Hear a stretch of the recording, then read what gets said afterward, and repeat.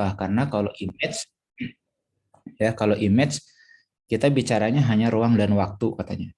Tapi kalau audio kita selain bicara ruang, kita bicara waktu juga ya. Tadi kalau image ada yang mengatakan hanya ruang aja gitu ya.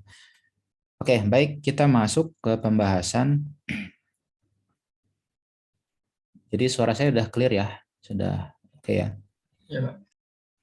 Ya, oke. Jadi ini hanya review ya. Jadi kita akan membahas bagaimana sih nanti supaya teman-teman semua memahami prinsip transformasi sinyal ya.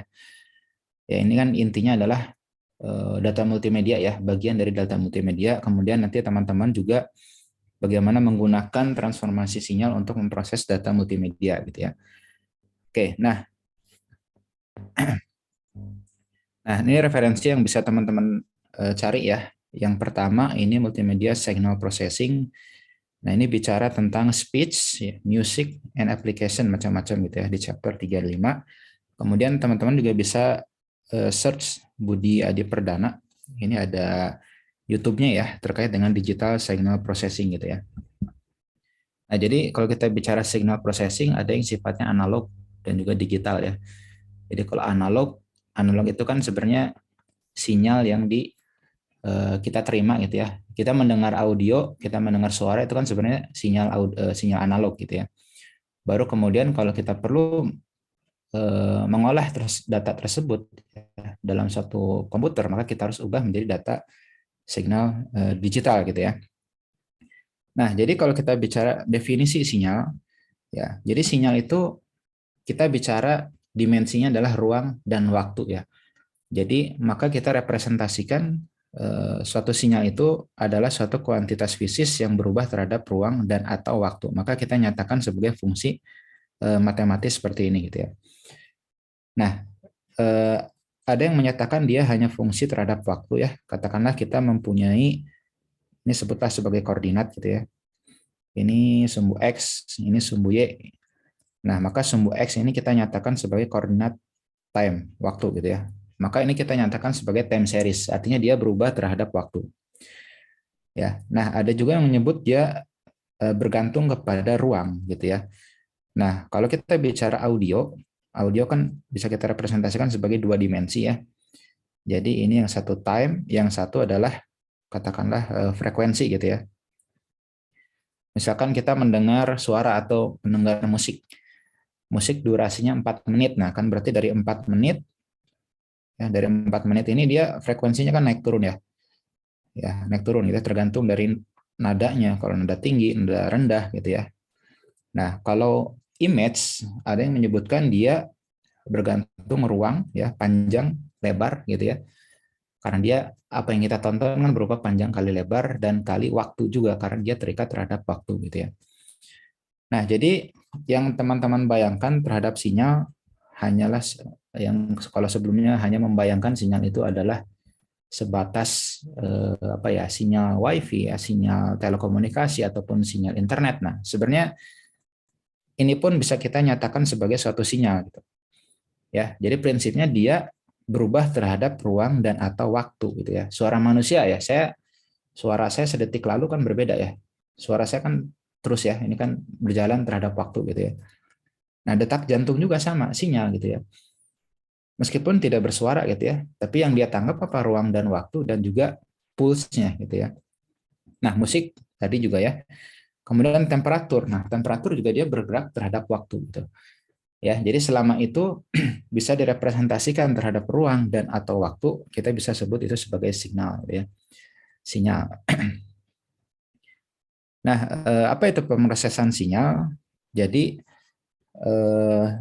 fungsi tadi ya, fungsi ini yang direpresentasikan dari persamaan matematis ya, nanti akan kita gunakan sebagai untuk yang membawa informasi gitu ya. Jadi ya intinya adalah fungsi tadi akan kita gunakan untuk membawa suatu informasi ya dari suatu fenomena fisik tadi gitu.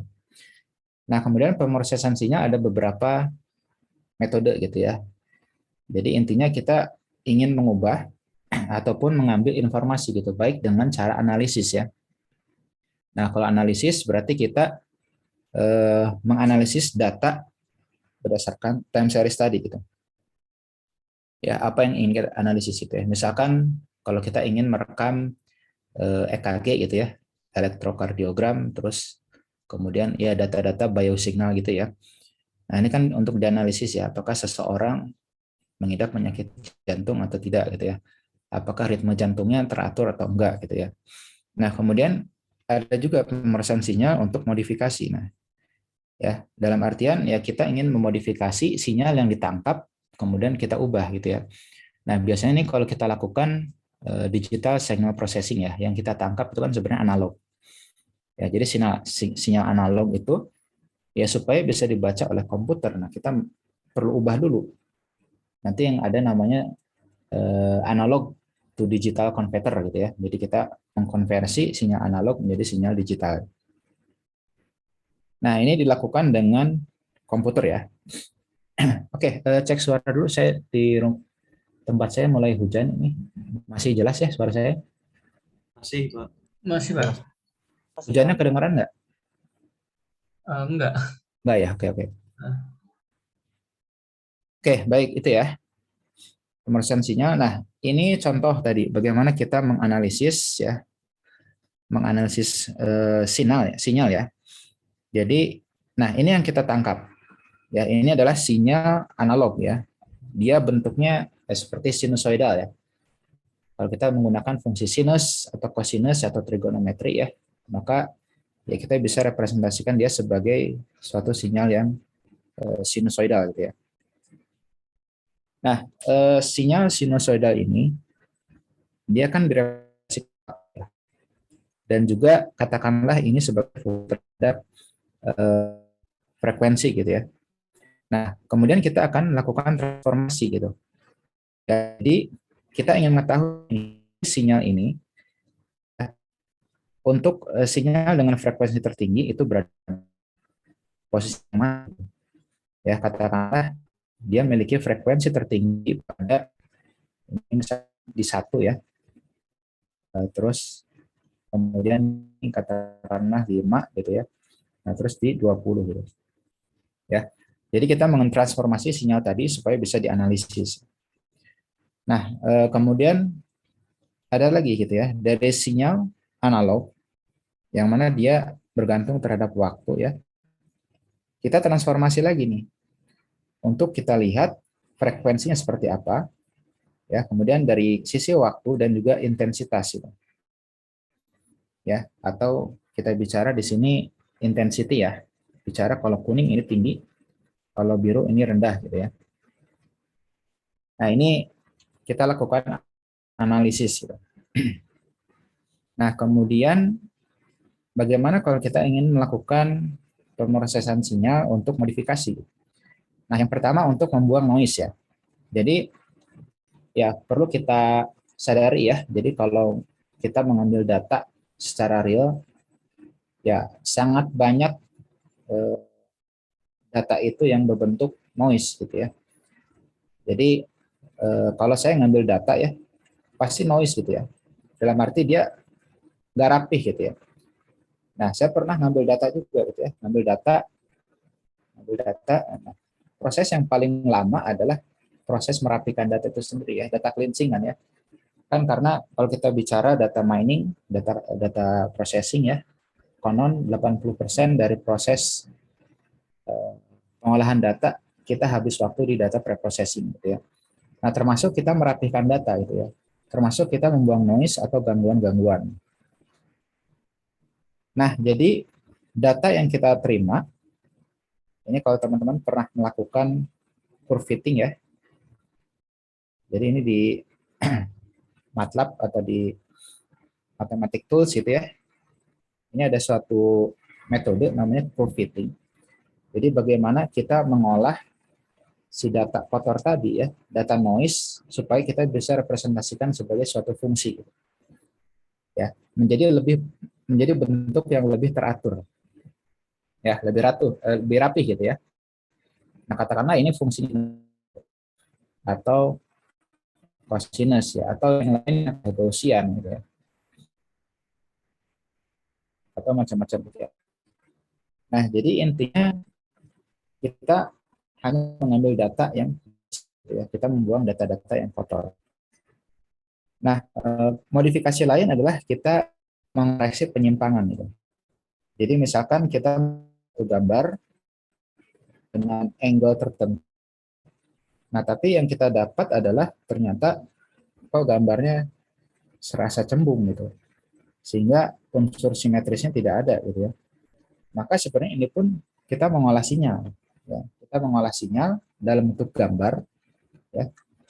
Kemudian kita buat dia menjadi lebih teratur gitu ya. Katakanlah dengan kita melakukan skew gitu ya, atau menaikkan intensitas cahayanya gitu ya, atau mengubah angle-nya, itu kan termasuk dari modifikasi sinyal ya. Nah, berikutnya modifikasi juga bisa mengubah menjadi informasi lain. Ya, jadi informasi sinyal tadi kita gunakan untuk pemrosesan data berikutnya gitu ya. Jadi kita mengubah informasinya. Oke, nah kemudian implementasinya seperti apa gitu ya. Nah, jadi sinyal ya ini bisa berhubungan dengan yang pertama adalah proses transmisi, bagaimana suatu sinyal atau data itu dikirim ya. Nah, ini lebih banyak di telekomunikasi ya, atau di Internet of Things di mana kita banyak mengambil data dari perangkat-perangkat sensor atau device. Dan sensor untuk menangkap suhu udara gitu ya, atau untuk menangkap curah hujan. Jadi dia akan mencatat mulai dari suhu udaranya berapa gitu ya, terus mencatat kelembaban udaranya berapa, terus bisa juga dia merekam ya kecepatan anginnya berapa gitu ya. Nah itu kan data-data ya, kemudian dia akan kirimkan sebagai sinyal gitu ya. Nah kemudian ada storage ya. Jadi karena terkait dengan data tadi, apalagi semakin berkembangnya IoT ya, internet, kemudian juga big data, ya maka yang terkait berikutnya adalah storage gitu ya. Kita perlu suatu perangkat fisik ya yang juga bisa digunakan untuk menyimpan data gitu. Ya. Atau bahkan sekarang kalau kita gunakan cloud itu bisa lebih banyak kali ya storage-nya ya. Nah, kemudian implementasi lain tadi adalah manipulasi informasi ya, diantaranya untuk menghilangkan noise, enkripsi atau dekripsi ya. Jadi ini dalam perangkat bagaimana kita mengunci gitu ya suatu informasi hanya bisa diakses oleh orang yang berhak gitu ya. Nah, kemudian ada kompresi data nih. Ya, jadi ini kalau kita terapkan ya pada image processing gitu ya. Jadi kompresi data ini kan ada ada metode yang Lucy ya. Artinya dia menghilangkan apa ya? Menghilangkan, pokoknya dia akan jadi blur lah gitu ya. Kalau kita melakukan proses pemrosesan terhadap suatu image, misalkan katakanlah kita mengompres, nah image yang kita dapat gambarnya menjadi blur, nah itu katakanlah menjadi Lucy gitu ya. Artinya dia menghilangkan beberapa data tersebut gitu. Nah, namanya loss ya. Nah, jadi dia tanpa menghilangkan yang penting pada data ya. Jadi misalkan kita mengkompresi file lebih kecil, tapi sebenarnya dari sisi kualitas tidak berkurang, gambaran tetap jernih, gambaran tetap bisa dilihat dengan jelas. Nah, manipulasi lain adalah terkait dengan kecerdasan buatan. Ya, jadi diantaranya adalah speech processing, gitu ya. Kita mengolah speech ataupun manusia ya, menjadi katakanlah teks ya, speech to text atau kebalikan jadi text to speech gitu ya. Itu kan sama-sama kita mengolah sinyal gitu ya. Nah, oke, berikutnya, nah jadi teman-teman yang menjadi fondasi dasar kita memahami matematik dan juga statistik probabilitasnya gitu ya. Karena dalam pemrosesan sinyal nanti ataupun dalam melakukan transformasi ya kita melakukan proses namanya transformasi Fourier atau direct Fourier yang dimana direct Fourier ini ya pasti mengandung ini juga gitu ya. Jadi teman kalau ketemu ini integral ya, Jadi kita mesti paham juga nih integral tak tentu ya. Terus kemudian bagaimana kalau itu atau fungsi yang diskrit. Nah, jadi ini fondasi. Kemudian belajar linear juga gitu. Karena nanti ya kalau kita memproses data ya dengan komputer kan berarti harus mentransformasikan menjadi bentuk diskrit. Nah, nanti dalam bentuk diskrit nanti ya akan ada satu pemrosesan dia melibatkan perkalian gitu ya. Perkalian dalam bentuk diskrit gitu ya. Nah, ini fondasinya dari aljabar linear ya. Nah, kemudian juga yang menjadi fondasi adalah ProbStat ya, probabilitas dan statistika.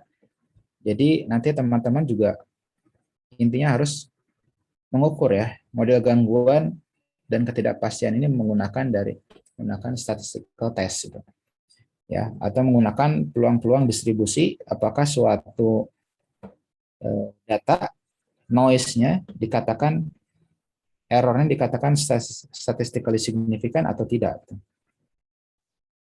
Ya, jadi kemudian juga untuk mengukur tingkat kepercayaan dari hasilnya, gitu ya. Jadi ini ya yang saya lihat barangkali terlewat gitu ya. Jadi suatu hasil katakanlah tingkat kepercayaan itu harus diukur dengan suatu metode statistik gitu ya supaya lebih terkuantitasi gitu ya. Supaya lebih terukur secara angka-angka gitu ya.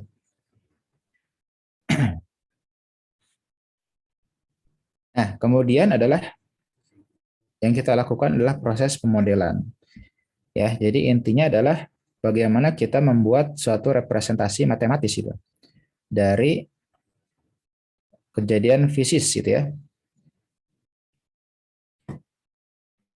Jadi ya sinyal itu kan sebenarnya suatu kejadian fisis ya. Nah, bagaimana kita bisa membuat kejadian fisis tadi dalam bentuk representasi matematis gitu. Nah, itu namanya proses pemodelan ya. Nah, tujuannya adalah untuk kita bisa modelkan suatu sinyal dan noise tadi terhadap suatu fungsi matematis itu. Ya, atau bisa menggambarkan penyimpangan atau error yang terjadi dari suatu sinyal gitu ya. Kemudian kita juga bisa menghubungkan kuantitas yang diharapkan terhadap pengukuran data gitu. Ya, jadi pertama adalah katakanlah kita memiliki input ya. Di mana input ini adalah suatu fungsi yang berdasarkan waktu. Nah, dia kita masukkan ke dalam sistem. Ya, dalam sistem ini kemudian dia diolah ya. Nah, mungkin dalam sistem nanti dia akan mengandung noise juga kan. Yang mana noise ini juga bergantung terhadap waktu gitu. Nah, jadi kombinasi ini nanti yang akan kita buat gitu ya. Bagaimana kalau kita representasikan dalam suatu model ya. Nah, jadi outputnya adalah nanti suatu model juga gitu ya. Ya, jadi model ini kita dapat dari apa? Dari proses informasi sebelumnya gitu ya. Nah, jadi kalau kita bicara model, jadi ada yang disebut sebagai model sederhana. Ini kalau kita ketemu dengan ya fenomena fisis yang memang sederhana gitu ya, yang kita bisa representasikan sebagai fungsi linear ya. Jadi linear itu maksudnya ya kita bisa definisikan aja sebagai suatu fungsi, ini sebagai fungsi diskrit ya. Y di mana n adalah indeks gitu ya. Ini A katakanlah suatu konstanta. Nah, dia akan memerlukan data pada kondisi sebelumnya kan, n-1 gitu ya. Plus suatu katakanlah bobot gitu ya. Nah, ini fungsi sederhana gitu ya. Nah, fenomena fisis yang bisa direpresentasikan dengan model sederhana ini cenderung linear gitu ya.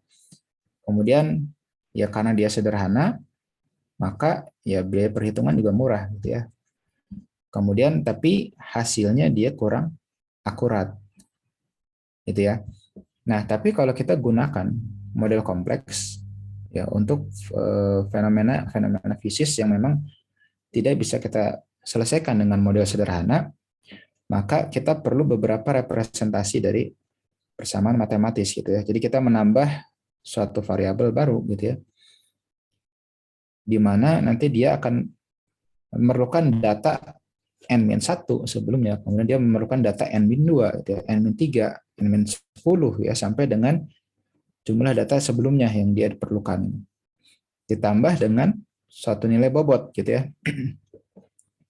Nah, jadi kalau model kompleks dia cenderung non-linear gitu ya. Artinya ya kita tidak bisa pandang ini sebagai model yang lurus ya. Jadi kalau saya gambarkan ini model linear kan ya, beres gitu ya. Ini fx lah. Ini model linear ya. Nah, tapi kalau model kompleks ya mungkin dia akan melibatkan fungsi dengan pangkat yang lebih dari 2 gitu ya. Ya katakanlah fungsinya seperti ini. Ya, maka ini disebutnya non-linear gitu ya. Tapi dia cenderung lebih akurat gitu ya. Nah, konsekuensinya ya cost perhitungan yang juga lebih besar gitu ya.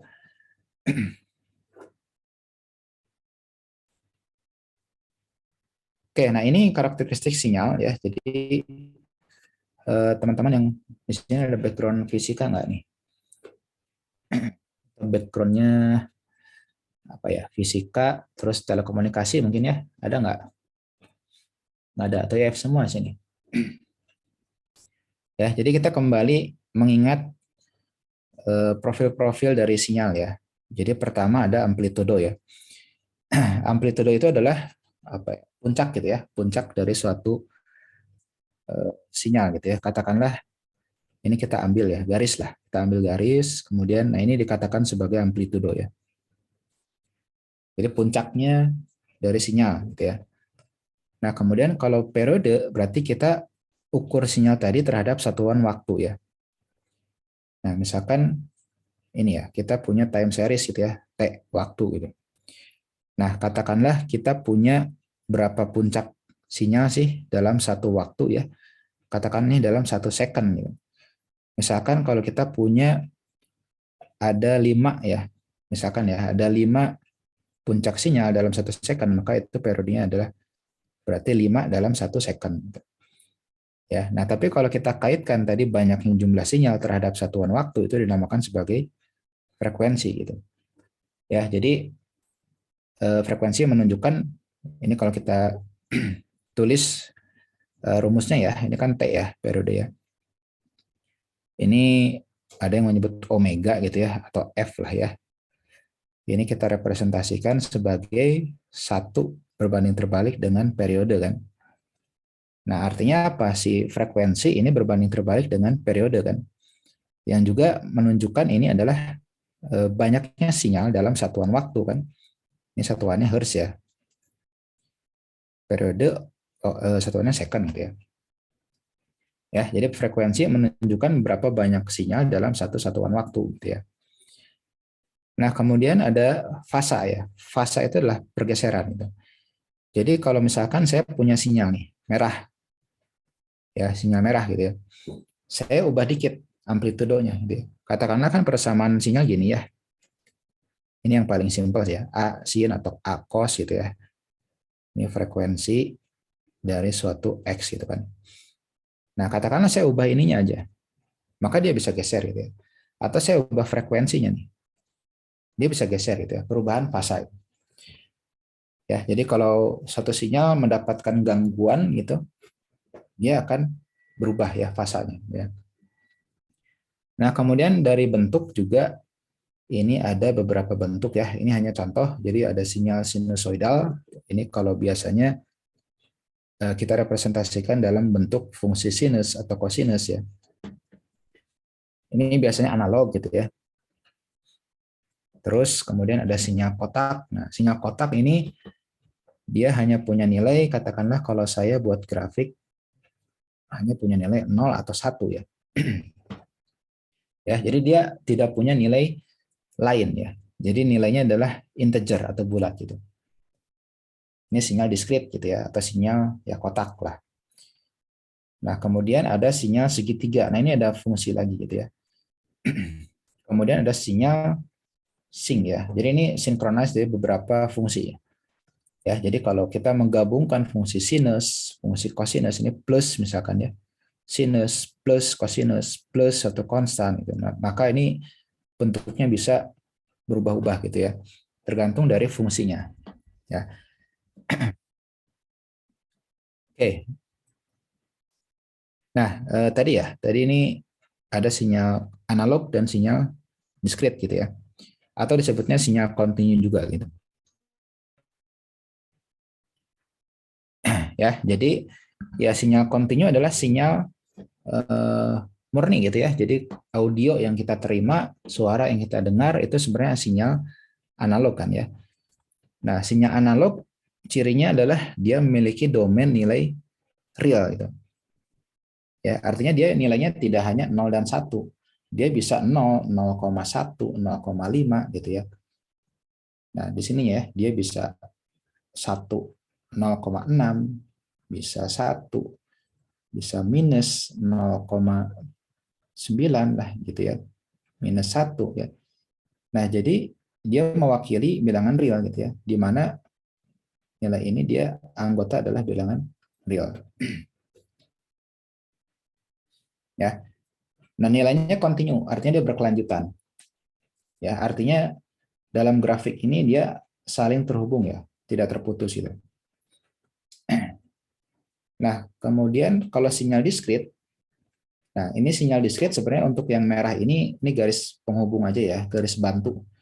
Nah, sebenarnya kalau kita lihat sinyal diskrit ini hanya yang warna biru gitu. Ya.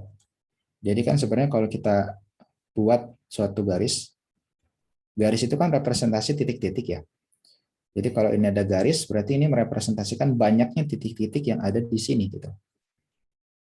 Nah, tapi kalau dalam sinyal diskrit, si titik ini terbatas gitu ya. Maka ya ini bisa dalam bentuk yang patah-patah gitu ya. Jadi ini sifatnya tidak kontinu gitu. Ya, tidak kontinu ya. Nah, kalau kita tulis dalam representasi matematis, kita nyatakan sebagai ini X terhadap fungsi waktu dan Y terhadap fungsi waktu. Sedangkan ini dia cuplikan ya. Artinya kalau cuplikan adalah sampling. Jadi kita mengambil sampel aja gitu ya. Jadi mengambil satu kondisi di sini, satu kondisi di sini, dicuplik ya. Satu kondisi di sini gitu. Dan kita cuplik sebagai fungsi diskrit gitu ya. Dan biasanya nilainya integer atau biner ya. Oke, ada pertanyaan lu nggak? Silakan.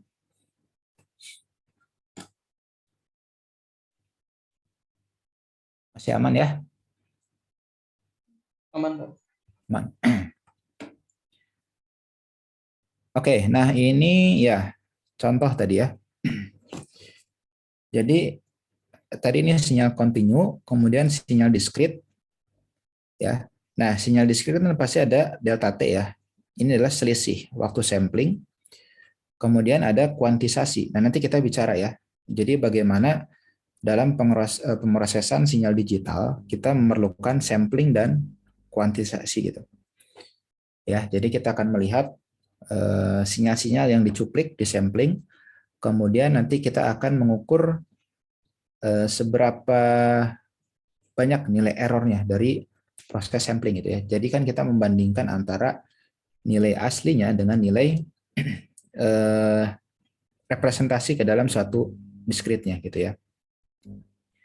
Nah, jadi ini contoh ya. Ini contoh ilustrasi ya bagaimana kita kita merepresentasikan sinyal kontinu, kemudian kita ubah menjadi sinyal digital ya. Ini kan terlihat patah-patah ya. Enggak smooth lah ya. Nah, kemudian kalau kita lihat apa yang dibaca oleh komputer kan seperti ini ya. Jadi dia hanya punya nilai biner kan. Kalau nggak 0 ya 1 gitu. Ya, dan dia bergerak terhadap satu satuan waktu ya. Katakanlah di sini n gitu ya. Nah, jadi ini yang terlihat ya. Jadi dia pada n kesekian dia punya nilai x-nya sekian. 0 atau 1 gitu ya. Dan seterusnya sampai dia habis gitu ya. Nah, jadi kalau kita bagi, ini ada 4 kuadran ya. 4 kuadran sinyal kontinu dan analog. Ya, dia selalu tersambung ya. Kontinu dan analog dia merepresentasikan juga anggota dari bilangan real. Jadi semua angka bisa masuk ke sini gitu. Kemudian discrete analog gitu ya. Nah, discrete artinya kita hanya bisa mengambil secuplik gitu ya, samplingnya di sini. Nah, ini garis merah hanya garis bantu ya, jadi bukan garis sebenarnya. Jadi ini ini adalah sinyal discrete yang coba kita transformasi dari sinyal kontinu gitu. Seberapa dekat sih representasinya gitu ya? Ini kan pasti ada selisih ya. Nah, selisih ini nanti yang akan kita hitung dalam proses kuantisasi tadi. Ya, kemudian yang ini continue digital, nilainya bersambung, tapi nilainya dia merupakan bilangan integer, natural ya, n gitu kan ya. Bilangan integer ya, integer dia kalau nggak 0 ya 1 gitu. Ya, tapi nilai dia bersambung ya karena dia continue gitu. Kemudian yang kuadran 4 dia discrete digital. Discrete nilainya nggak selalu tersambung kan. Ini putus tadi ya. Ini putus juga gitu ya. Ini putus juga kan. Nah, ini putus gitu. Ya. Nah, dia putus dan juga nilainya kalau nggak 0 ya 1 gitu. Gitu ya, jelas bedanya ya. Jadi ini kita klasifikasikan sinyal dengan 4 kuadran gitu ya. Oke, nah ini sumber-sumber sinyal. Jadi teman-teman bisa coba ya cari referensi ke IEEE Transaction on Signal Processing. Jadi di sini juga ada definisi khusus gitu ya. Apa sih signal processing gitu ya. Nah, jadi kalau kita merujuk kepada IEEE Signal Processing, sumber-sumber sinyal bisa berupa audio ya. Jadi katakanlah ini audio kan ya. Ini yang kita dengar dari telinga kiri, ini yang kita dengar dari telinga kanan gitu. Ya, jadi audio ini kan berdasarkan waktu ya. Terus frekuensinya berapa? Ya, kalau suara awalnya membesar, suara awalnya besar, kemudian dia mengecil, ya. Ternyata yang didengar oleh telinga kanan berbeda ya. Ini cenderung lebih kecil ya dibanding yang kiri kan ya. Terus dia akhirnya mengecil. Ya, nah bisa juga audio ini kita representasikan sebagai ucapan gitu ya. Jadi speech ya, speech. Jadi misalkan orang mengatakan hello gitu ya, hello. Gitu. Nah, maka hello itu akan dibaca sebagai sinyal gitu. Ya. Hello gitu ya, dia akan direkam. Kemudian ada juga citra ya, citra gambar. Nah, ini adalah USG ya, ultrasonografi ya. Jadi untuk mendeteksi atau untuk memeriksa kandungan ya, apakah bayinya tampak sehat atau tampak kelainan, ini kan bisa dideteksi ya sedini mungkin ya. Kemudian nah sonar ya. Sonar juga termasuk sinyal. Jadi ini adalah untuk mengukur kedalaman laut. Ya, jadi gimana sih mengukur kedalaman laut? Apa kita nyemplung gitu ya? Apa kita menyelam? Ya enggak gitu ya. Kita gunakan sonar. Gitu. Tembak ke dasar laut. Nah, seberapa cepat dia berbalik? Nah, itu kan kita bisa ukur ya. Kecepatan, terus kita ukur waktu, kita bisa ukur juga jarak kan ya. Nah, dari ketiga komponen tadi kita dapat nih bahwa si laut ini punya kedalaman berapa meter gitu ya. Ya, kemudian radar juga ya, radar untuk mendeteksi apa ya, misalkan serangan gitu ya atau benda asing lah gitu ya. Kemudian biosignal, nah ini ya biosignal jadi tubuh kita juga mengeluarkan sinyal ya. Tubuh kita mengeluarkan sinyal.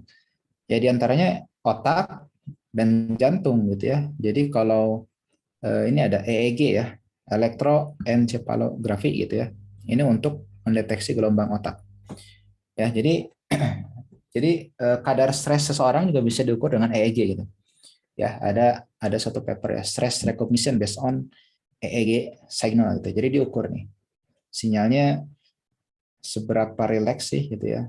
Nah, kadang juga kan orang diukur ya gelombang otak kan ada yang gelombang alfa gitu ya, gelombang beta. Jadi katanya kalau gelombang alfa paling cocok pada saat posisinya tidur, relax gitu ya. Gelombang beta paling cocok digunakan saat dia belajar gitu ya. Nah, ini kan sebenarnya kita mendeteksi gelombang otak gitu ya. Nah, kemudian ada EKG nih, EKG, elektrokardiogram. Nah, ini untuk merekam irama jantung ya. Jadi ini untuk mendeteksi apakah seseorang tadi punya kelainan enggak gitu ya. Kalau kelainan disebutnya kan aritmia gitu ya. Jadi detak jantung yang tidak teratur, nah itu kan sebenarnya sebagai deteksi awal ya, untuk pencegahan penyakit jantung gitu. Ya, artinya kan tubuh kita juga mengeluarkan sinyal ya yang bisa diukur. Nah, jadi kemudian kita bicara sistem nih. Ya, tadi kita bicara model ya. Untuk bisa memodelkan maka kita bicara sistem. Ya. Jadi ini adalah suatu perangkat atau lebih ya, bahkan bisa lebih yang bisa beroperasi pada sinyal sehingga menghasilkan respon keluaran gitu. Nah, input tadi seperti apa nih? Input tadi ya berupa sinyal analog tadi ya, berupa sinyal-sinyal, data-data gitu. Kemudian masuk katakanlah sebagai kepada satu sistem, kita sebut di sini sebagai H ya. Nah, baik itu inputnya tadi berupa sinyal analog maupun sinyal diskrit ya. Dan ini representasi penulisan matematisnya ya. Kemudian dia masuk ke suatu sistem dan akan menghasilkan output. Ini analog juga gitu ya. Atau continue ataukah dia diskrit gitu. Ya. Nah, kemudian kalau kita lihat nih di antara data inputan dan juga data keluarannya, maka dalam proses di sistem ini terdapat 4 sistem gitu ya. Yang pertama ini dikatakan SISO ya. Single input, single output. Jadi yang inputnya satu, outputnya juga satu gitu. Keluaran satu. Kemudian ada SIMO ya. SIMO ini adalah single input, data yang masuk satu ya. Kemudian nanti keluarannya bisa banyak. Jadi interpretasinya bisa macam-macam gitu. Nah, kemudian ada MISO ya. Ini multiple input, single output. Nah, bisa jadi masukannya banyak, tapi keluarannya hanya satu. Ya. Kemudian ada MIMO. Nah, ini sepadan ya. Jadi multiple input dan juga multiple output ya. Jadi ini masuk ke dalam satu sistem. Gitu.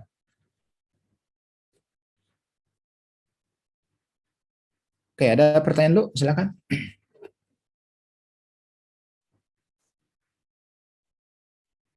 Belum ya?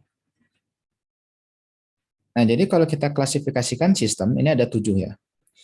Jadi ini kita melihat dari sisi linearitasnya, kemudian ketergantungnya terhadap waktu, ya. Kemudian ini adalah kombinasi sifat sistem yang pertama, linearitas dan time varian. Nah, kemudian kita bicara statik, dinamik, ya. Kemudian ada kausal dan non kausal ya, bukan kasual ya, kausal. Kemudian sistem invertible dan terakhir adalah sistem yang stable dan unstable. Ya, kita bahas yang pertama dulu ya. Jadi sistem linear dan non linear. Nah, jadi ini sebenarnya ini mirip-mirip ya. Tadi kalau saya sempat menyinggung bahwa fondasinya adalah di kalkulus dan aljabar ya. Maka sebenarnya dalam sistem linear juga ini kita menganut prinsip aljabar itu ya. Ya, jadi kalau kita bilang sistem dikatakan linear apabila dia memenuhi prinsip superposisi. Nah, superposisi ini apa sih? Nah, superposisi ini adalah ketika kalau kita inputkan X1 gitu ya. Ini adalah fungsi terhadap waktu ke dalam suatu sistem, maka yang keluar adalah fungsi juga terhadap waktu. Ini dikatakan superposisi. Ya. Kalau kita inputnya X2, input yang lain gitu ya. Ya fungsi terhadap waktu juga. Kita input terhadap sistem, maka yang keluar juga fungsi terhadap waktu gitu. Satu fungsi terhadap waktu gitu. Maka dia dikatakan superposisi. Nah, kalau kita jumlahkan katakanlah sinyal input tadi dan sinyal input kedua, maka yang keluar pun akan sepadan gitu. Ya, jadi X1 terhadap fungsi waktu tambah X2 terhadap fungsi waktu masuk ke satu sistem, maka dia hasilnya menjadi superposisi. Ya, Y1 terhadap fungsi T dan juga plus Y2 terhadap fungsi T. Ya, dia superposisi. Nah, ini dalam aljabar linear kan kita bicaranya dia linearitas ya. Bicara linearitas itu. Nah, kemudian apa itu homogeneity? Homogeneity ya, artinya ini kalau kita tambahkan suatu pengalih skalar. Ya, jadi kita punya satu fungsi terhadap waktu, outputnya kan fungsi Y juga ya terhadap waktu. Nah, kalau kita input suatu fungsi skalar, katakanlah pengalinya A. Ya, A ini bisa berapapun ya. A-nya bisa integer lah. Kita asumsikan dia integer ya. Nah, maka ketika kita kalikan dia dalam satu perkalian skalar dengan fungsi X terhadap T, maka hasilnya pun adalah kelipatan dari A gitu. Ya, jadi kalau kita lihat fungsi di sini, ini terhadap waktu ya, ini adalah hasil plottingnya. Maka kalau saya define sebelumnya adalah xt, ya berarti di sini gitu ya. Nah, tapi kalau saya kalikan dengan A di data input, maka dia keluarnya pun akan dikalikan A gitu di sini. Ya. Nah, ini juga kalau misalkan kita kalikan dengan suatu fungsi lain, ya ini kan cenderung nonlinear ya sebenarnya ya. Ini nonlinear, kemudian ya kalau kita memiliki satu fungsi, katakanlah warna biru, kita kalikan dengan satu pengalih skalar A, maka dia akan naik sebanyak A. Gitu. Ya. Nah, ini sifat linear ya, linearity. Kemudian yang kedua, ini adalah time varian dan time invariant. Ya, jadi kalau time varian ya, jika input dan outputnya bervariasi terhadap waktu. Artinya apa bervariasi? Berarti dia kondisi setelahnya tidak sama dengan kondisi sebelumnya gitu ya. Jadi ini yang dikatakan time varian bahwa kondisi current condition gitu ya. Ini tidak sama nih dengan kondisi sebelumnya gitu ya. Nah, kebalikannya kalau sama dia disebut time invariant. Jadi dia tidak bervariasi terhadap waktu, maka dia mau di time ke T, mau di time ke T plus 1, T plus 2, atau T minus A itu akan sama gitu. Ya. Nah, jadi kalau kita lihat ya, di sini yang time invariant ya, maaf, time variant ya. Jadi di sini bervariasi terhadap waktu, maka ketika diplot suatu fungsi terhadap waktu, maka hasilnya pun ya fungsi lain ya terhadap waktu. Nah, kalau kita plot fungsi T minus A, kita masukkan ke dalam satu sistem, maka akan keluar juga fungsi Y T minus A ya, dengan waktu yang sama itu. Ya, nah ini time variant gitu ya. Nah, kalau ini time invariant berarti dia mau fungsinya di T atau T minus A atau T berapapun dia akan sama. Ya, jadi ini T ya, T bergerak itu. Mau T di 0, sorry saya pakai warna lain. Nah, mau T di 0 dia 1. Kemudian mau T-nya di katakanlah T plus A ya, dia sama dengan 1 juga. Nah, artinya apa? Pada saat waktu ke T dia sama kan dengan T plus A gitu ya. Berarti dia time invariant. Ini juga sama nih. Jadi pada saat di sini ya, di sini ya katakanlah T plus B lah, maupun di T minus B gitu ya, dia akan sama juga gitu. Hasilnya sama-sama 1, ini time invariant. Ya. Oke, nah berikutnya sistem yang ketiga ini erat kaitannya sifat pertama dan sifat kedua tadi. Jadi linear time variant atau LTV ya. Ya, linear dia sifatnya superposisi dan homogeneity dan dia bervariasi terhadap waktu LTV gitu. Dan kemudian ada linear time invariant atau LTI. Berarti dia linear ya, linear superposisi dan homogeneity tapi dia tidak bervariasi terhadap waktu gitu. Oke ya. Nah, berikutnya sistem keempat, sistem statik dinamik. Ya, jadi kalau statik, ya statik tetap ya, statis gitu ya. Jadi dia tidak bergantung pada kejadian sebelumnya. Ya. Nah, jadi apapun ya kejadian atau event-event pada waktu T minus sekian gitu ya, dia tidak akan mempengaruhi kejadian pada saat waktu T plus sekian. Ya. Nah, kalau sistem dinamik, dia bergantung pada kejadian sebelumnya. Ya, jadi pada waktu event pada waktu T minus A atau T minus B sangat berpengaruh pada event ke time T plus B atau T plus C gitu ya. Dia akan berpengaruh karena dia sifatnya time series gitu.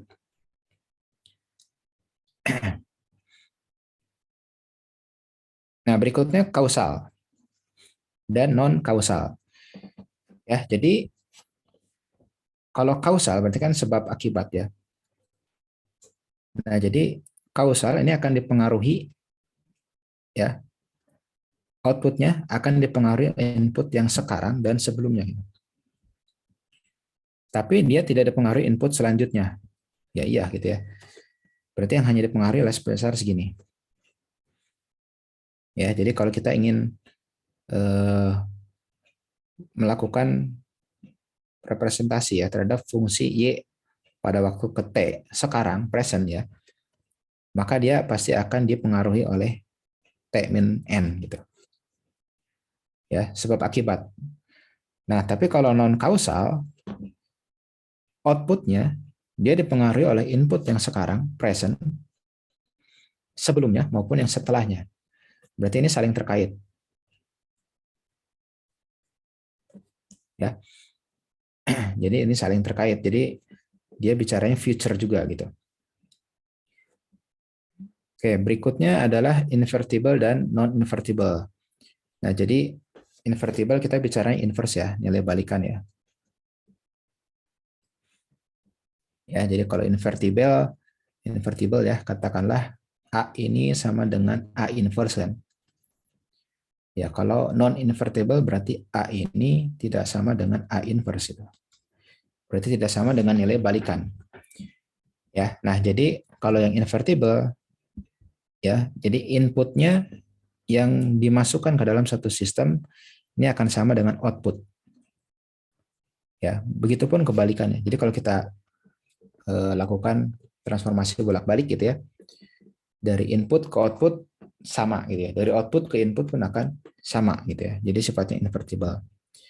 Nah, kalau non-invertible berarti input yang oleh sistem tidak sama dengan output. Ya, jadi ini tidak sama gitu ya. Jadi input yang dilakukan transformasi ke sini ketika dibalikan lagi dia tidak sama. Jadi ini nilainya tidak sama. Oke ya. Nah, ini kemudian sistem stable dan unstable. Nah, jadi kalau dalam sistem stable dan unstable kita perlu mendefinisikan kembali ya terkait dengan bonded dan unbounded ya. Ya, jadi kalau bonded ini kan nilainya terbatas, nilainya berhingga. Ya. Nilainya terdefinisi gitu ya. Nah, kalau unbounded nilainya tak hingga. Simbolnya ini kan ya, tak hingga. Nah, jadi kalau sistem dikatakan stable, stabil ya, berarti dia memiliki input ataupun output yang bounded, ya, yang terbatas itu. Nah, dikatakannya BIBO ya. Bounded input and bounded output gitu ya. Berarti inputnya adalah ini, T ya. Ini input ya. Kemudian outputnya adalah nilai ini, output. Ya. Nah, ini nilainya bounded ya. Dia terbatas kan ya, 0 sampai 8, terus 0 sampai 8 ya. Kemudian outputnya juga terbatas, 0 sampai 1, 0 sampai 1 ya, semua 0 sampai 1. Ini decrement eksponensial. Ini eksponen, sifat eksponen yang menurun ya. Dia terbatas karena dia akan menuju 0. Gitu. Nah, sebaliknya yang unstable, stable ya. Yang unstable, nah apabila salah satu input atau outputnya dia unbounded. Ya, jadi contohnya ini inputnya bounded ya. Terbatas nih 0 sampai 8. 0 sampai 8. Tapi karena dia fungsinya eksponen, maka dia cenderung meledak gitu ya. Ini kan untuk menggambarkan juga fungsi populasi ya. Fungsi populasi kan direpresentasikan biasanya dengan fungsi eksponen, pertumbuhan yang sangat cepat dibanding inputnya kan. Nah, bisa-bisa ini menghasilkan nilai yang tak hingga, meledak gitu ya. Atau nilai rem atau ReLU ya, fungsi ReLU gitu ya. Di mana fungsi ReLU ini kan nilainya ya kalau nggak 0, jadi ya paling rendah berapa dia? 0. Kemudian bersih gitu ya. Ini kan diplot ya. Nah, paling tinggi berapa dia tak hingga. Masuk yang unbounded gitu. Ya. Nah, ini ke-7 sifat ya dari sistem. Kemudian nah kita apa? Dengan pemrosesan sinyal. Nah, jadi yang kita gunakan tadi sifatnya adalah yang LTI tadi ya. Linear time invariant. Berarti dia sifatnya superposisi ya, homogeneity dan juga time invariance gitu. Oke ya. Nah, jadi dalam pemrosesan sinyal juga kita memerlukan satu fungsi ya, fungsi transfer. Jadi ini adalah suatu fungsi matematis untuk memodelkan inputannya menjadi suatu output melalui suatu sistem gitu. Ya, nah katakanlah di sini inputnya ya fungsi terhadap waktu, kemudian sistemnya dia ya suatu sistem ya kita sebut sebagai H, ini fungsi terhadap waktu, ataupun kita boleh misalkan merepresentasikan ini sebagai frekuensi gitu. Baru nanti dikembalikan ke output sebagai fungsi terhadap waktu gitu. Ya, jadi ini gambaran bagaimana inputan kita gitu ya. Kemudian kita olah dalam suatu sistem, diproses, kemudian dia menjadi output gitu. Oke, nah ini kemudian nah ini fungsi transfer ya. Jadi ini yang ada di balik layarnya gitu ya. Jadi sebenarnya ini adalah kumpulan fungsi matematis ya. Nah, jadi di sini dalam sistem kontinu ya. Sistem yang kontinu kita input suatu ya inputan ya satu fungsi X terhadap waktu, kemudian kita input dalam satu sistem dan akan menjadi output gitu. Nah, sebenarnya dari sini ini akan direpresentasikan dalam persamaan matematis gitu. Ya, jadi kalau di sini output ya. Ini input. Nah, gitu ya. Nah, ini kan sebenarnya persamaan diferensial ya. Kita lihat di sini ada suatu persamaan diferensial. Jadi di sini AN sebagai suatu konstanta, AN-1 indeks ya, sampai dengan suatu konstan A0 dari fungsi Y terhadap waktu itu sendiri. Nah, di mana nanti kita menggunakan turunan-turunannya gitu ya. Ini turunan ke N dari fungsi Y, kemudian turunan N-1 dari fungsi Y, dan seterusnya sampai dia ke nilai konstanta A0 ya, dan YT. Nah, begitupun nanti ini kita representasikan. Input tadi kita representasikan sebagai persamaan diferensial juga ini. Ya, mulai dari BM suatu konstanta BM-1 sampai dengan ke B0. Ya, sampai dengan B0 kali fungsi itu sendiri gitu. Nah, jadi ini sebenarnya bisa kita representasikan sebagai perkalian ya, konvolusi gitu. Ya, ini untuk yang kontinu ya. Jadi kita representasikan si fungsi YT outputnya adalah yang ada di sistem tadi, HT ya, kemudian dikalikan konvolusi dengan inputnya, XT itu. Ya, atau dalam bentuk lain kita boleh representasikan ini dalam suatu fungsi Y terhadap S. Ya, misalkan kita ubah dulu ke dalam frekuensi gitu. Nah, terus di sini ini sama juga ya, ini dalam sistem yang diolah, kemudian dikalikan dengan inputnya. Ya. Nah, ini sebenarnya yang ada di belakang layarnya gitu ya. Jadi fungsi matematisnya gitu. Oke. Nah, ini kalau kita bicara sistem diskrit ya. Ini hanya notasi ya. Jadi ini kita pakai kurung siku ya. Kita pakai kurung siku di sini X dengan N input. Ya, kemudian kita masukkan ke dalam satu sistem H. Ya, di mana di sini kita punya fungsi H terhadap N indeks, dan dia akan mengeluarkan output Y terhadap N juga gitu ya. Jadi ini kita konvolusi lagi gitu. Ya.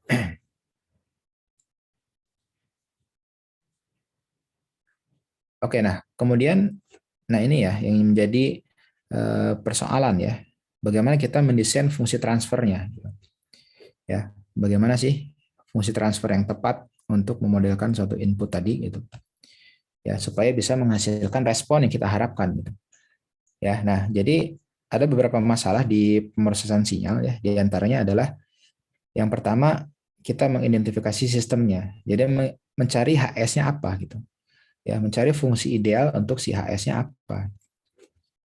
Ya, atau yang kedua, kita sudah punya input, ya, kita sudah punya input, kemudian kita punya modelnya, kita punya fungsi transfer. Nah, permasalahan berikutnya adalah itu si YT-nya. Ya, atau kan kita sudah punya output nih. Kita sudah punya transfer. Nah, bagaimana inputnya? Kita mencari dalam bentuk equalization, ya, mencari nilai inputnya. Ya. Nah, ini ya beberapa masalah dalam signal processing gitu. Oke, ada pertanyaan lu?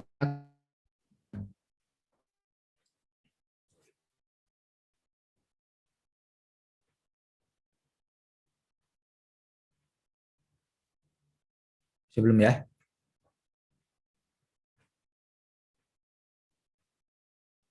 Oke. Oke ya, berikutnya permasalahan sinyal. Jadi ada dua kan ya. Kita bagi menjadi sinyal analog dan sinyal digital. Jadi ini kelebihan dan kekurangan ya. Dalam pemrosesan sinyal analog, dia terkesannya kaku gitu. Lebih sederhana gitu ya. Karena dari input ya bisa kita langsung proses. Nah, dia juga lebih cepat gitu. Ya. Nah, contohnya misalkan pada filter pasif atau aktif, kemudian pada mixer ya, penguat amplifier gitu ya, kemudian pada mixer gitu ya. Nah, kan dia memproses ya beberapa suara-suara analog, kemudian dia campurkan gitu ya. Kemudian pada integrator ya. Nah, sedangkan pemrosesan sinyal digital dia lebih fleksibel. Nah, karena kita tinggal susun apanya? Programnya, modelnya gitu ya. Nah, meskipun dia kompleks ya, meskipun dia kompleks ya. Nah, karena sistemnya kompleks, maka cenderung pemrosesannya lebih lambat kan ya. Nah, tapi itu dulu gitu ya. Kalau sekarang kan dengan adanya komputasi yang lebih cepat, HPC ya, maka ya ini bisa dilakukan malah lebih cepat daripada kita mengolah sinyal analog gitu. Ya. Nah, contohnya dalam proses enkripsi dan dekripsi dalam sistem security ya. Terus tadi kompresi data gitu. Ya, bagaimana kita mengkompresi data tanpa menghilangkan komponen-komponen penting ya, tadi lossless gitu. Atau bahkan kita mengkompresi data ya dengan menghilangkan beberapa komponen penting seperti Lucy tadi. Dan juga untuk meningkatkan kualitas image ya.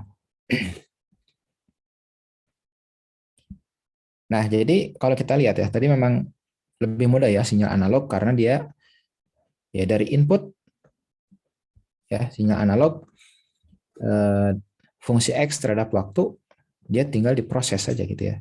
Maka dia akan keluar hasil output sinyal analog. Nah, tapi kalau dalam pemrosesan sinyal digital ya, jadi di sini ya kita harus memerlukan ADC ya atau analog to digital converter dulu. Ya, analog to digital converter, kemudian barulah masuk ke digital signal prosesornya. Ya. Nah, kemudian diolah, dia melewati juga digital to analog converter. Tapi ini tidak selalu ya, tidak harus itu. Ya, karena ya beberapa device kan bisa langsung menunjukkan hasil kan ya. Bisa dengan monitor, layar gitu ya. Terus nanti outputnya adalah ya sinyal analog juga gitu ya. Nah, tapi tidak selalu harus dalam bentuk analog lagi ya, ini ya. Nah, kemudian kita breakdown lagi nih. Jadi dalam proses ini ADC kita breakdown lagi. Ya, kita breakdown lagi menjadi dua proses. Ada yang namanya sampling dan ada namanya kuantisasi.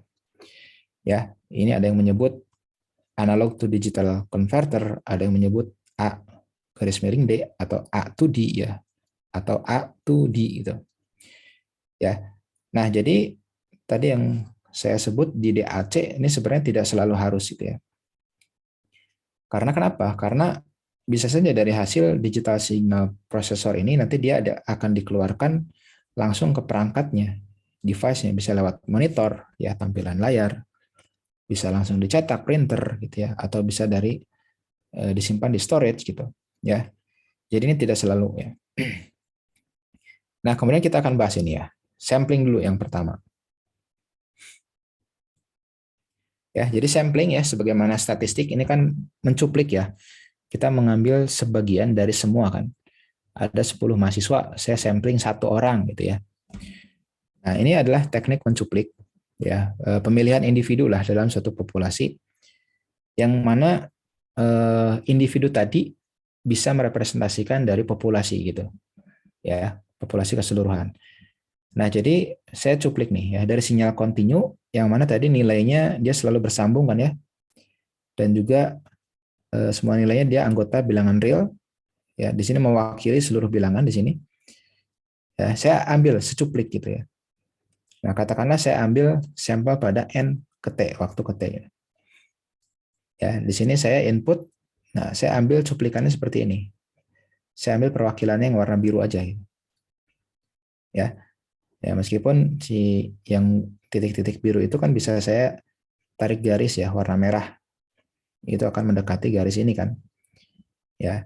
Nah, ini saya sampling gitu ya, saya cuplik. Nah, kemudian ini digunakan juga untuk merekam data itu. Nah, tadinya yang asal bentuknya analog, saya buat ini menjadi discrete. Ya. Artinya saya mengambil berupa stem ya, stem. Jadi saya mengambil garis saja ya, garis dari titik tengah 0 sampai ke puncaknya gitu. Ya, saya tarik ini titik, titik, titik, titik, titik, titik. Nah, berarti ini saya mengambil sejumlah sampling. Ya. Nah, dalam satu periode ya.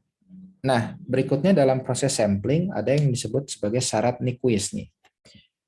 Ya, jadi syarat ini adalah syarat ya yang harus dipenuhi untuk bisa merekonstruksi sinyal analog. Ya, jadi syaratnya adalah frekuensi sampling harus setidaknya lebih besar sama dengan 2 kali frekuensi maksimalnya. Ya, jadi kalau frekuensi maksimalnya tadi 20, maka si frekuensi sampling harus setidaknya 2 kali 20, 40.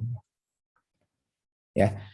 Jadi kalau saya punya di sini sinyal gitu ya, saya transformasi ke dalam frekuensi. Nah, ternyata F max-nya di sini adalah 20. Ya, frekuensi terbesar ya, tertingginya. 20 gitu ya. Maka si frekuensi sampling yang harus saya ambil adalah sebanyak 2 kali 4, 2 kali 20 berarti 40. Ya, ini paling minimal standarnya gitu ya. Ambil kebanyakan namanya oversampling. Ya, ambil terlalu rendah namanya undersampling. Ya, ini harus dipenuhi ya, sampling gitu ya. Nah, gimana sih relasinya si frekuensi sampling ini? Jadi kalau kita gambar ya, ini sinyal analog. Ya, katakanlah fungsinya adalah Y sin 100T ini frekuensi ya. Berarti ini frekuensi maksimal. Maka si frekuensi sampling yang saya harus ambil adalah 2 kali 100. 200 ya, setidaknya 200 dari frekuensi maksimalnya. Nah, jadi oke lah, sekarang saya ambil F max-nya ya gini lah ya. Ini contoh perhitungan ya. Nah, kalau kita analogikan dalam gambar ya. Jadi sinyal analog yang tadi nilainya tak putus ya. Kontinu ya. Saya mau ambil samplingnya. Ya, katakanlah saya ambilnya minimum sampling standar. Berarti frekuensi sampling yang saya ambil 2 kali F max-nya. Ya, katakanlah ini contoh tadi ya. Katakanlah sekarang F max-nya 1 gitu ya. Ya, F max-nya 1. Berarti saya punya frekuensi sampling sebanyak 2 kali 1, berarti 2 ya. Nah, saya ambil di sini 1, 2. Ya, berarti ya setidaknya inilah yang harus dipenuhi nih. Ya, supaya si syarat Nyquist tadi ini terpenuhi. Ya. Setidaknya dia cukup merepresentasikan ya sinyal aslinya ya. Jadi kalau saya gambar, inilah. Ini kan setidaknya dia mendekati lah ya. Maaf. Ya setidaknya dia mendekati gitu ya. Meskipun nggak ini banget lah ya, nggak deket-deket banget gitu ya. Nah itu nanti ada nilai kuantitasasinya ya. Nah kalau saya ngambilnya oversampling, lebih dari 2 kali Fmax. Ya, ini katakanlah tadi Fmax-nya 1 ya. Saya ambil 10 kali 1, berarti 10 kan. Ya, berarti 1, 2, 3, 4, 5, 6, 7, 8, 9, 10. Nah, ini cukup smooth ya. Oversampling ya, cukup smooth sih gitu ya. Nah, tapi apa yang terjadi kalau saya undersampling? Jadi si frekuensi samples-nya kurang dari 2 kali frekuensi maksimal. Ya, katakanlah kan frekuensi maksimalnya 1 ya. Ini misalkan 1,6. Maka nanti terjadi apa nih? Pergeseran itu. Ya, menyebabkan pergeseran. Nah, ini yang disebut sebagai aliasing. Ya, jadi ini adalah efek yang menyebabkan sinyal yang berbeda. Ini kan sinyalnya berbeda ya. Ini tidak dapat dibedakan ya ketika disampling. Ya. Nah, mungkin teman-teman kalau beli apa ya perangkat game kali ya, ada kan yang menyebut dia anti aliasing gitu ya. Nah, berarti ini ya gitu ya. Anti aliasing maksudnya dia tidak undersampling gitu ya. Jadi dia bisa membedakan gitu, sinyal yang berbeda gitu ya. Oke, nah ini ya contoh sampling syarat Nyquist. Nah, berikutnya adalah kuantisasi gitu. Ya, kuantisasi dari proses analog to digital converter ya. Nah, ini langkah berikut. Nah, jadi yang dimaksud kuantisasi adalah dia membulatkan nilai ya. Pembulatan nilai dari sinyal diskrit menjadi nilai biner yang terdekat. Oke, kebayang. Jadi kalau saya punya nilai biner, maaf, saya punya nilai sinyal diskrit gitu ya. Di sini 0,9, maka saya akan bulatkan ke 1 ya. Nilai biner atau digital terdekat. Saya punya nilai sinyalnya 0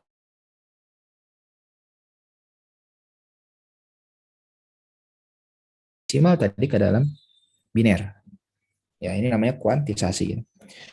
Nah, cara mengukur step size ya. Step size itu ini kan ya. Jadi jarak antar ini ya. Misalkan di sini ada 1, ini 0,5, ini ada minus 0,5, ada minus 1. Nah, step size-nya adalah nilai X maksimum. Ini X max ya. Terus X min, ini X min ya. Dibagi dengan 2 pangkat N. Nah, N ini adalah bit. Ya, bit. Jadi kalau saya bikin 2 bit, berarti kan 2 pangkat 2. Ya, kalau saya bikin 4 bit, 2 pangkat 4. Ya, saya bikin 8 bit, 2 pangkat 8 dan seterusnya ya. Nah, jadi step size ini adalah untuk membuat selisih ya, jeda antara yang warna ungu ini gitu ya. Nah, jadi kalau saya buat dalam 2 bit, berarti saya punya jedanya berapa nih? 2 kali 2, 4 gitu ya. Maka saya perlu 4 step size di sini. Jadi yang pertama, saya buat 0 ya, terus 01, terus 10, dan 11. Nah, itu ya. Kemudian kalau saya buat 4 bit, berarti 2 pangkat 4, berarti ada 16 step size ya. Ada 16 step size. Ini saya hitung ya, 16 ya. Ini 1, 2, 3, 4, 5, 6, 7. Ya, percayalah ya, ini 16 gitu ya. 16 step size, berarti kan si step size-nya makin kecil ya. Ya, berarti nanti di sini si 4 bitnya makin banyak. 4, 16, 16 apa ya, 16 komposisi lah ya. Jadi 0, 0, 0, 0 di sini ya. Terus ada 0, 0, 0, 1 gitu ya. Yang kedua, yang ketiga 0, 0, 1, 1 dan seterusnya sampai dia 1, 1, 1, 1 gitu. Ya, nah ini step size-nya makin kecil. Nah, nanti kita lihat ya, apa sih pengaruhnya sejumlah bit ini dalam kuantisasi ya. Ini kebayang ya. Jadi si kuantisasi tadi kita tentukan dari step size juga, di mana step size akan ditentukan juga dengan jumlah bitnya gitu. Nah, terus kalau saya bikin makin tinggi, ya saya bikin 8 bit, berarti ada sebanyak 256 step size. Ya, ini saya hitung nih, 1, 2, 3, 4, 5, ini 256 gitu. Ya, dari 0 sampai 1 ada 256 sekat lah atau step size gitu. Nah, nanti ini direpresentasikan dalam 8 bit kan. 0, 0, 0, 0, 0 gitu ya, sampai yang paling atas 1, 1, 1, 1, 0, 0, 0, 0, 0, 0, 0 gitu ya. Nah, di tengahnya kan pasti banyak kombinasi gitu ya. Nah, jadi apa sih pengaruhnya bit? Ya, jadi kan kalau semakin banyak berarti kan semakin ini ya, semakin detail gitu ya dalam proses kuantisasinya gitu ya. Nah, jadi ya sinyal diskret tadi adalah bagaimana kita menentukan si Qx-nya, fungsi pembulatannya.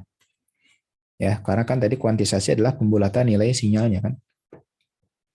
Ya, bagaimana menentukan Qx-nya.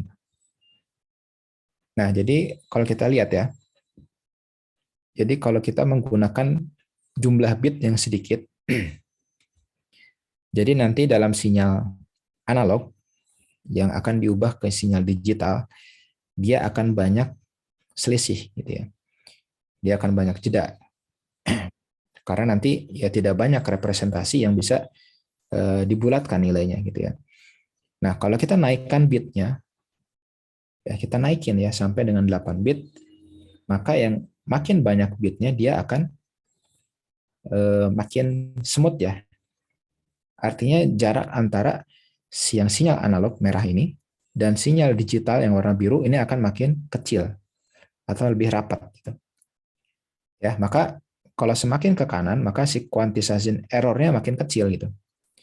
Ya, jadi makin ke kanan nilai error kuantisasinya makin kecil, dan makin ke kiri atau makin kecil nilai bitnya, maka si error kuantisasinya makin gede gitu. Ya, makin gede gitu. Nah, jadi kita lihat gini. Nah, jadi ini adalah selisih antara si apa namanya? Si nilai pembulatan sinyal tadi dengan sinyal analognya gitu ya. Jadi kan selisihnya gede ya, bitnya kecil. Terus ini makin kecil ya errornya. Nah, jadi makin ke kanan nilai error kuantisasinya makin kecil. Nah, tapi ya konsekuensinya ya semakin banyak bit data berarti kan semakin besar ya ukuran data ya. Dibanding kalau kita menggunakan yang 2 bit ini makin kecil data, tapi dari sisi akurasi juga makin kecil. Ini makin kanan sisi akurasi makin tinggi gitu. Gitu ya. Ini kuantisasi gitu. Ini dalam proses analog to digital converter ya. Oke, sampai saat ini ada pertanyaan lu, silakan.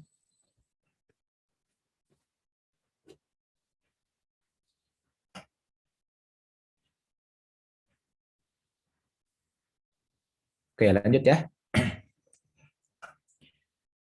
Ya, berikutnya representasi dan transformasi sinyal ya. Nah, apa itu representasi? Jadi bagaimana kita menggambarkan informasi dari suatu sinyal. Ya. Nah, apa itu transformasi? Intinya kita mendapatkan domain frekuensi dari suatu sinyal atau kebalikannya. Ya, jadi ini kita punya sinyal dengan periode ya, satu satuan waktu. Ini amplitudo ya. Kemudian frekuensi adalah berapa banyak sinyal dalam satu satuan waktu. Nah, ini akan kita transformasi nih. Jadi katakanlah kita punya input sinyal yang bergantung kepada waktu dan ruang gitu ya. Space. Nah, kita transformasi menjadi bentuk fungsi yang berpengaruh terhadap frekuensi. Nah, ini kita bolak-balik ya, transformasi. Nah, jadi transformasi ini ada bagi dua gitu ya. Jadi ada sinyal periodik dan ada sinyal non periodik gitu. Jadi kalau sinyal periodik ya ini secara waktu lebih diketahui ya. Jadi berapa sinyal sih dalam satu satuan waktu ini lebih teratur gitu ya. Dibanding kalau sinyal non periodik kita nggak tahu ya berapa sinyal sih dalam satu satuan waktu ya. Nah, jadi dalam proses transformasi sinyal periodik ya kita gunakan metode namanya deret Fourier gitu. Sedangkan untuk sinyal non periodik kita gunakan beberapa transformasi, di antaranya ada Fourier, ya ada Laplace, ada transformasi Z gitu ya. Ini ya yang membedakan deret dan transformasinya gitu. Oke. Nah, yang pertama adalah deret Fourier ya. Nah, jadi ini adalah sebenarnya untuk menggambarkan sinyal periodik. Ya, jadi sinyal periodik ini ya gampangnya apa sih? Sinusoidal ya. Nah, biasanya representasinya dengan fungsi sinus ya atau fungsi kosinus kan. Nah, jadi ini sebenarnya ada beberapa versi ya. Deret Fourier ini ada yang mengatakan di sini A0/2, terus ada yang menuliskan ini juga cukup cos frekuensi kali X gitu ya. Nah, sebenarnya intinya sama lah ya. Intinya adalah kita menjumlahkan beberapa fungsi yang sifatnya sinusoidal gitu ya, baik cos maupun sinus. Nah, jadi dalam deret Fourier kita harus menguraikan dulu nih. Ya, kita harus uraikan dulu si A0, terus harus uraikan dulu si AN dan BN. Ya, di mana ini kan sebenarnya summation ya, discrete ya. Nah, si A0 ini kita cari lewat apa nih? Integral. Ya, jadi ini memang fondasinya banyak matematis ya, matematis, fisis gitu ya. Nah, jadi gimana sih kita solving integral seperti ini, di mana L ini adalah suatu interval ya. Jadi integral dari minus L ke L, berarti intervalnya mulai dari minus L sampai L, berarti kita ini gunakan integral tentu gitu ya. Kemudian kita input suatu fungsinya. Ya. Nah, kemudian gimana cari AN? Nah, AN ini ya kita lihat dia adalah integral dari intervalnya juga fx dikali cos npx per L. Ya, dan Bn juga integral. Ya, di mana kita menggunakan interval minus L sampai L. Nah, hanya ini dalam fungsi sinus fx kali sin npx dx. Ya, nah sebenarnya kita bisa uraikan ini menjadi suatu fungsi yang lebih sederhana. Ya, ini kan kita pakai konsep bilangan kompleks ya. Jadi kalau bilangan kompleks itu kita bisa representasikan dengan I ya, bilangan I ini. Ya, bilangan I. Nah, bilangan I ini adalah satu bilangan kompleks yang mana kita bisa representasikan sebagai bentuk ini gitu. Ya, jadi ini dalam bentuk diskrit bagaimana kita melakukan summation ya, fungsi eksponensial mulai dari k-nya minus t hingga sampai dengan t hingga. Nah, ini akanya juga harus dihitung lagi nih. Ya, akanya harus dihitung dengan cara ya kita membuat integral ya, integrasi dari 0 sampai L. Nah, di mana kita ini sederhanakan menjadi E ya, bilangan Euler pangkat minus I K frekuensi kali T waktu, di mana ini karena mengandung I kita bisa representasikan ini sebagai susunan bilangan kompleks seperti ini. Oke ya. Nah, saya ingin menunjukkan ini. Ya.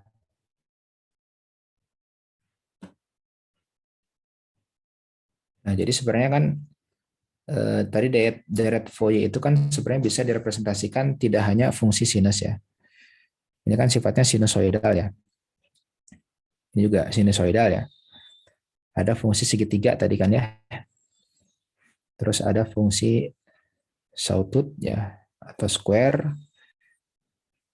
Ya, nah ini kita bisa atur-atur di sini. Atau ada noise gitu ya. Nah, ini kita bisa tentukan nih. Ini berapa hertz di sini gitu. Frekuensinya berapa ya. Nah, jadi bagaimana kita menuliskan sinyal-sinyal ini ya dalam bentuk deret Fourier gitu. Ya, ini kita tentukan juga fungsi kosinusnya seperti apa. Kita tarik-tarik gitu ya.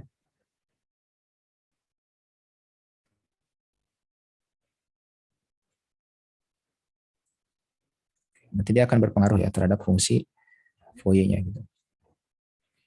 Nah, apa sih pengaruhnya ya kalau kita melihat dalam fungsi Fourier? Kalau fungsi sinusoidalnya makin banyak, maka nanti dia akan lebih mendekati ke dalam sinyal aslinya. Gitu. Nah, contoh gini. Jadi kita punya sinyal yang akan direkonstruksi ya. Ini yang warna merah. Kemudian warna biru adalah pendekatan deret Fourier-nya. Nah, sebenarnya kan ini kurang mendekati ya. Ya, ini kurang mendekati. Nah, bagaimana caranya kita menambahkan fungsi sinusoidalnya, yaitu dengan menambah n. Ya, jadi jumlah fungsi sinusoidalnya gitu ya. Jadi ini kalau kita tambahin nih ke sana ya, ini kan deret ya, n1 sampai tak hingga. Jadi an, a1 cos, a2 cos plus a3 cos gitu ya. Jadi makin banyak nanti makin bisa mendekati si fungsi yang akan direkonstruksi tadi. Ini juga sama nih, ini sinus ya. Sinus B1 sin plus B2 sin plus B3 sin dan seterusnya gitu ya. Jadi kalau makin banyak, jadi dia akan mendekati ini. Ya, jadi ini jumlah n-nya 1 nih. Maka dia masih belum ya, belum bisa mendekati nih. Gitu ya. Jadi yang si Fourier-nya dia malah sinusoidal biasa ya. Sedangkan ini akan kita gunakan si Fourier untuk bisa merekonstruksi sinyal aslinya. Nah, kemudian kalau kita tambahkan si n, si jumlah fungsi sinusoidalnya, maka ini cenderung bisa mendekati ya. Ini meskipun bentuknya masih belum beraturan gitu ya. Nah, kita jumlah fungsi sinusoidalnya nih. Nah, ini lebih mendekati gitu ya. Makin semut, makin dekat. Si errornya pun makin kecil ya. Ini kan error ya. Selisih antara nilai sinusoidalnya dan juga nilai sinyal yang akan direkonstruksi kan. Nah, terus kita tambah ini n-nya 10. Nah, dia makin semut aja nih. Ya, dia makin semut. Nah, jadi ya si deret Fourier berarti semakin panjang gitu ya deretnya, maka dia akan bisa mendekati sinyal yang akan kita rekonstruksi gitu. Oke ya. Oke, sampai dengan ini ada pertanyaan dulu. Barangkali bisa kita lanjut diskusi dulu ya. Nanti untuk materi ini barangkali bisa di-keep besok ya, gitu ya. Silakan, saya bukan dulu diskusi lah. Silakan teman-teman. Sampai deret Fourier dulu nih. Atau kalau teman-teman perlu, gimana sih cara ngitung secara analitiknya dari deret Fourier, ini saya bisa tunjukkan juga ya. Tapi ini disclaimer nih mengandung banyak integral gitu. Ya. Silakan ya, teman-teman ada pertanyaan dulu? Salah. Ntar saya coba ini ya tunjukin. Nah, ini sebenarnya ini ya contoh ini perhitungan analitik ya. Kalau kita ingin membentuk satu deret Fourier atau menggambarkan satu grafik, ini perlu nggak nih?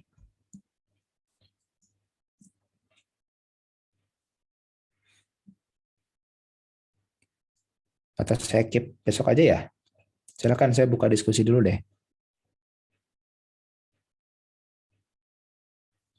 Oke, silakan.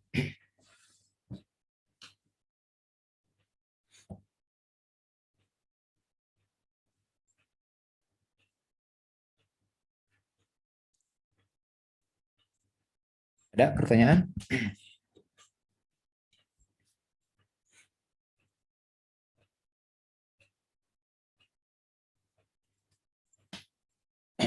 Pak Saiful?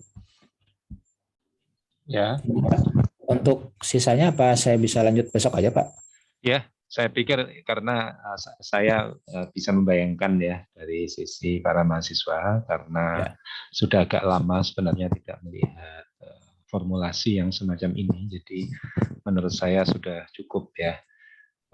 Karena formulasi ini kadang-kadang bagi mahasiswa di informatika apalagi yang sudah tidak bermain di level ini itu mengandung burden psikologis, saya pikir.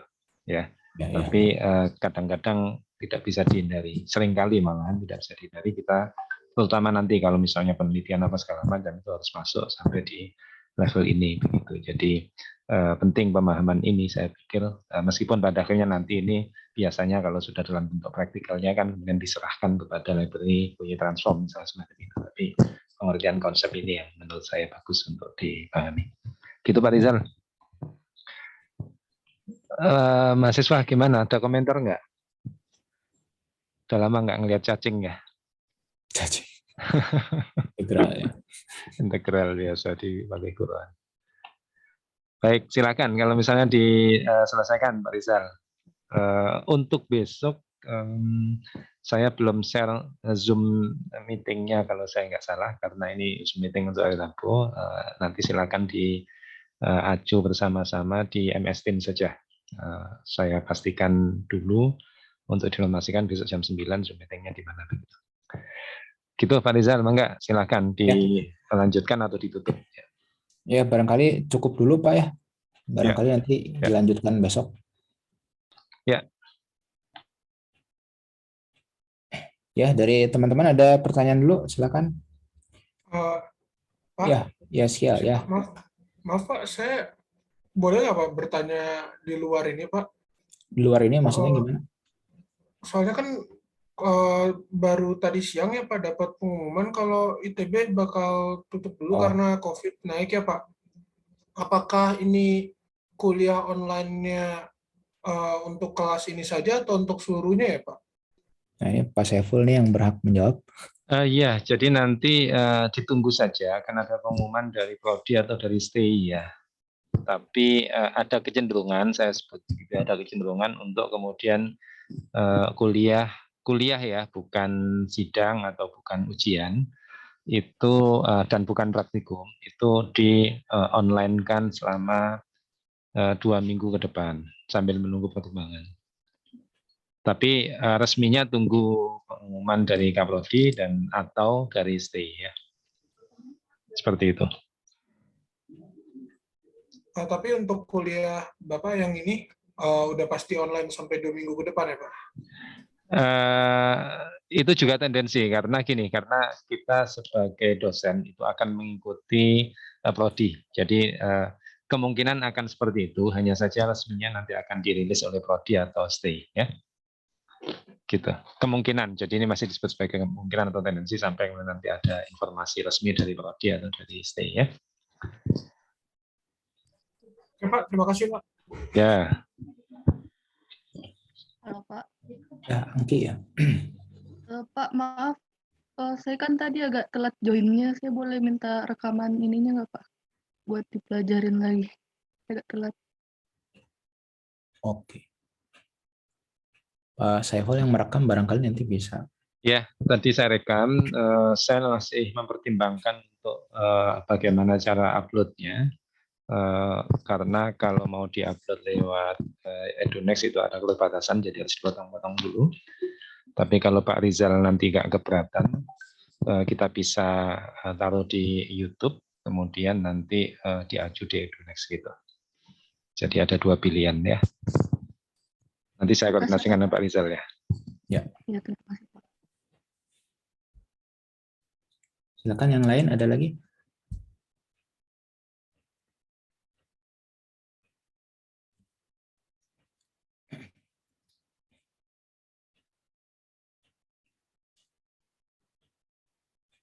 Tidak ada ya. Barangkali saya tutup aja, barangkali Pak Saiful. Baik, silakan Pak Rizal, ditutup saja. Ya, terima kasih teman-teman ya sudah join. Semoga ya situasinya terkendali ya. Semoga teman-teman juga sehat gitu ya.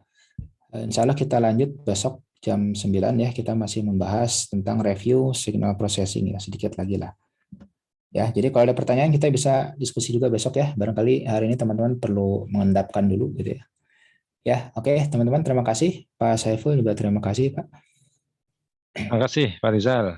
Ya. Kita tutup ya bersama-sama. Selamat siang semuanya. Semoga sehat-sehat. Terima kasih Pak Rizal dan saya akan langsung end meeting ini. Terima kasih. Ya. Terima kasih, Pak. Terima kasih Terima kasih, banyak, Pak. Pak. Wah.